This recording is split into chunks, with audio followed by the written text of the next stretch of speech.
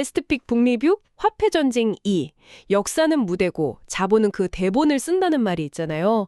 오늘 저희가 파헤쳐볼 자료들은 바로 그 대본의 한 페이지, 특히 20세기 초 독일이 어떻게 무너지고 또 재편되는지, 그 과정에서 국제금융 세력이 어떤 역할을 했는지 그 무대 뒤를 아주 적나라하게 보여주고 있습니다.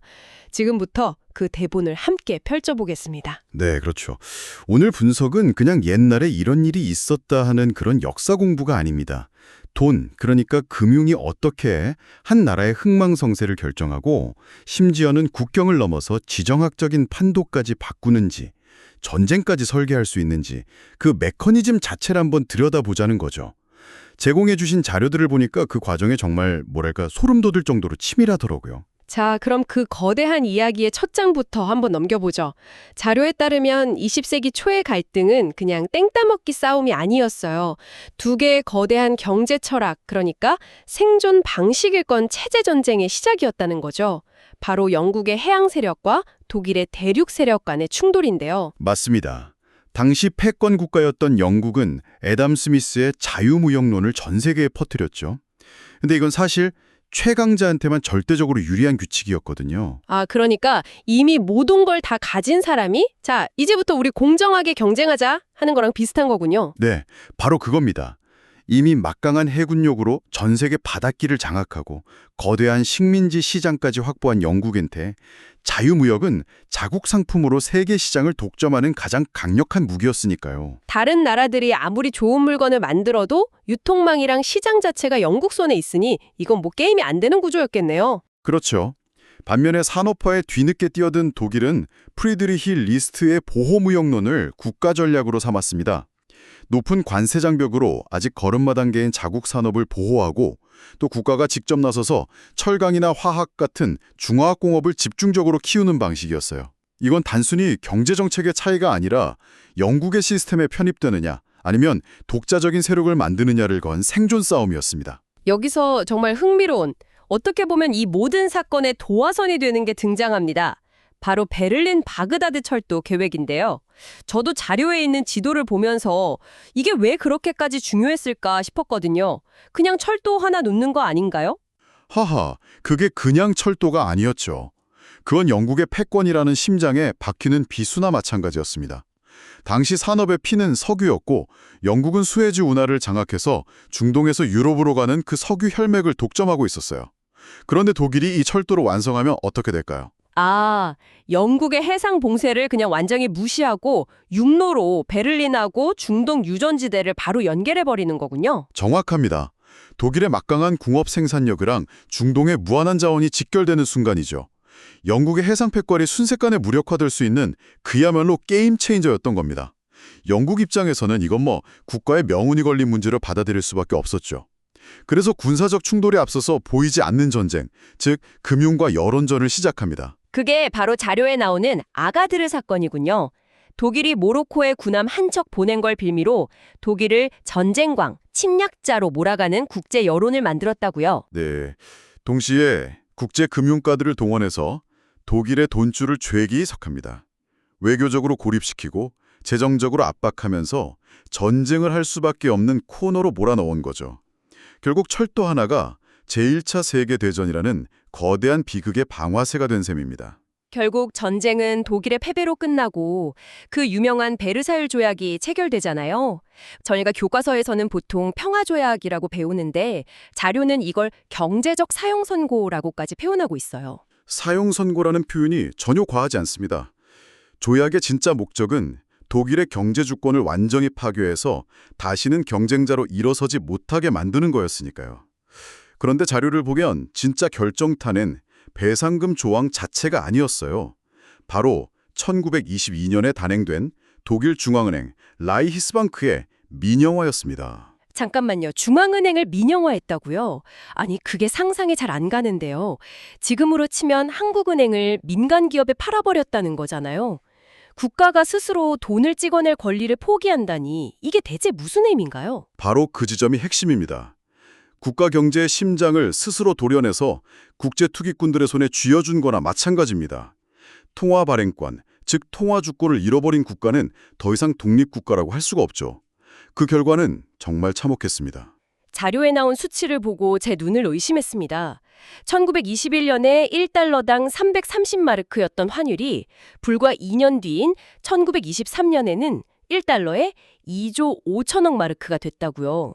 이건 뭐 숫자의 의미가 없어진 거잖아요. 네, 돈이 말 그대로 그냥 휴지가 된 겁니다. 사람들이 손수레에 돈을 싣고 다니는 그 유명한 사진들이 바로 이 시기의 독일 모습이죠. 아니, 어떻게 2년 만에 이런 일이 가능했을까요? 민영화된 중앙은행이 국제 투기 세력의 마르크와 공매도 공격을 사실상 방관했기 때문입니다.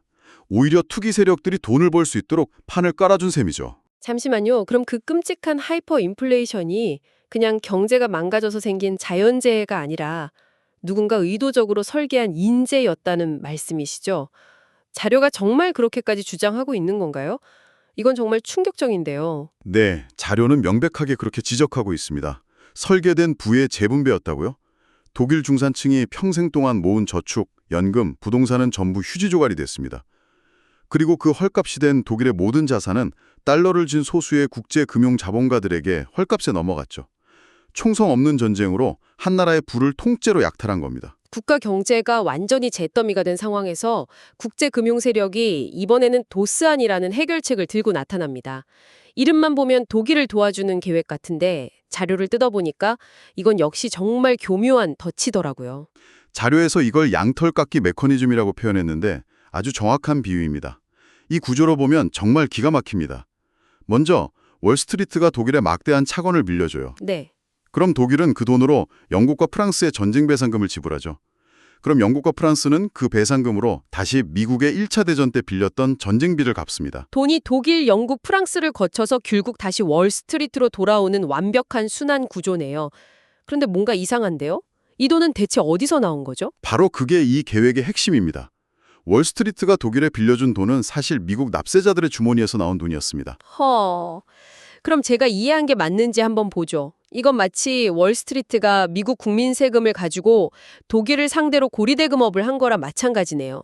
실제 돈을 댄 미국 국민들은 아무런 이득이 없고 중간에서 돈을 돌린 국제금융가들만 수수료와 이자를 챙기는 완벽한 시스템을 설계한 거군요. 정확히 보셨습니다.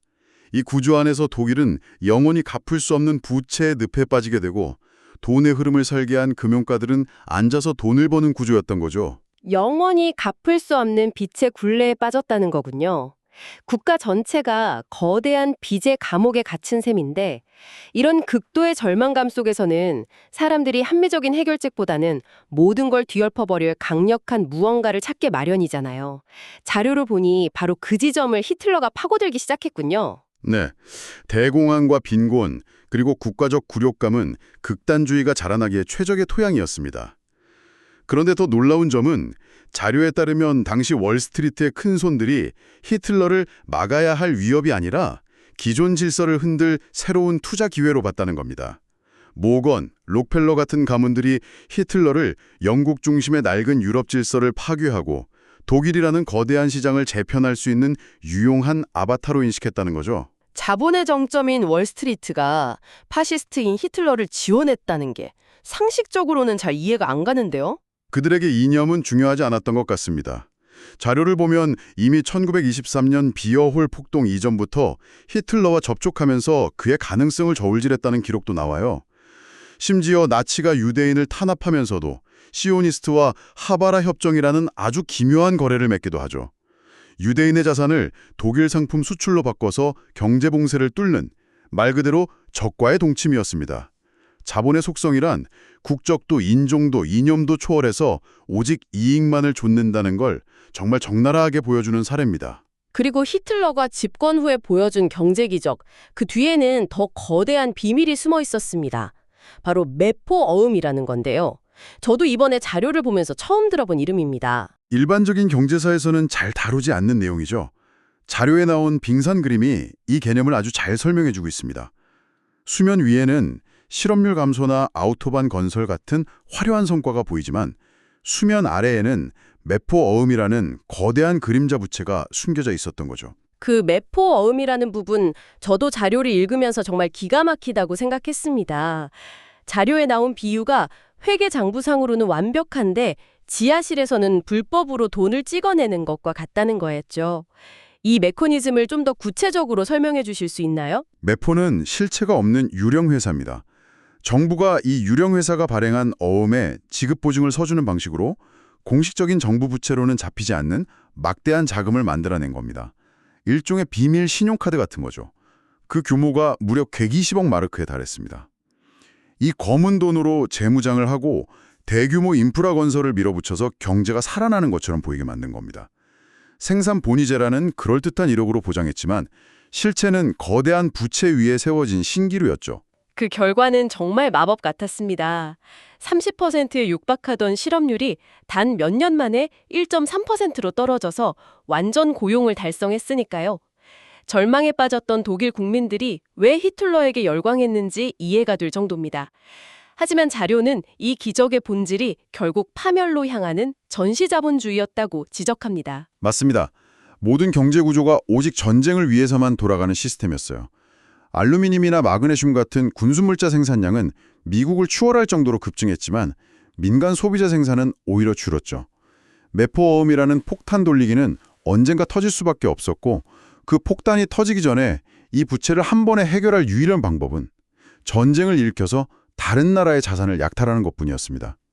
경제 자체가 파멸을 향해 달려가는 외통수였던 셈입니다. 하지만 이 위험천만한 게임에도 끝이 찾아오는군요. 이 기막힌 메포 어음을 설계했던 인물, 바로 당시 중앙은행 총재였던 얄마르 샤흐트가 히틀러가 갈등을 빚게 되죠. 네, 바로 정치의 역습입니다. 샤흐트는 월스트리트와도 깊은 관계를 맺고 있던 인물로 사실상 독일 경제에 파견된 월스트리트의 감시자 같은 역할이었어요. 그가 이 시스템을 설계했지만 히틀러의 군비 확장 요구가 통제가 불가능한 수준으로 치닫자 브레이크를 걸기 시작합니다. 이대로 가다간 또다시 끔찍한 인플레이션이 올 거라고 경고한 거죠. 결국 히틀러의 눈밖에 나서 1939년에 해임되는군요. 어떻게 보면 자신이 만든 시스템의 괴물에게 잡아먹힌 셈이네요. 그렇죠. 월스트리트 입장에서도 그의 역할은 끝난 겁니다. 독일 경제를 재건하고 재무장을 시키는 도구로서의 쓸모가 다하자 가차없이 폐기된 거죠. 이 사건은 통제 가능할 것이라 믿었던 금융의 도구가 결국 정치의 광기를 이기지 못하고 압도당하는 순간을 상징적으로 보여줍니다. 오늘 자료들을 쭉 따라와 보니 결국 모든 이야기의 중심에는 돈이 있었습니다. 화폐는 총보다 강하다. 이 말이 정말 실감나네요. 오늘의 이야기들을 한 문장으로 정리하자면 모든 것은 설계되었다고 할 수 있겠습니다. 독일의 하이퍼 인플레이션은 부의 재편을 위한 도구였고요. 나치의 경제 기적은 메포 어흠이라는 거대한 그림자 부채 위에 세워진 신기루였습니다. 그리고 이 모든 과정에서 자본은 국적이나 이념을 가리지 않고 이익을 위해서라면 악마와도 거래할 수 있다는 냉혹한 속성을 보여줬죠. 결국 보이지 않는 금융전쟁이 눈에 보이는 군사전쟁의 서막이었던 겁니다. 오늘 이야기는 100년 전 독일에 대한 것이었지만 어쩌면 지금 우리에게 더 큰 질문을 던지는 것 같습니다. 이 자료들은 금융이 어떻게 정치와 전쟁의 대본을 쓸 수 있는지 그 무서운 힘을 보여줬습니다. 그렇다면 오늘날 이토록 복잡하게 얽힌 글로벌 금융 시스템 속에서 우리가 미처 알지 못하는 현대의 메포어음은 과연 없을까요? 지금 세계 곳곳에서 벌어지는 지정학적 갈등의 이면에서 과연 어떤 숨겨진 금융 메커니즘이 작동하고 있을지 생각해보게 되네요.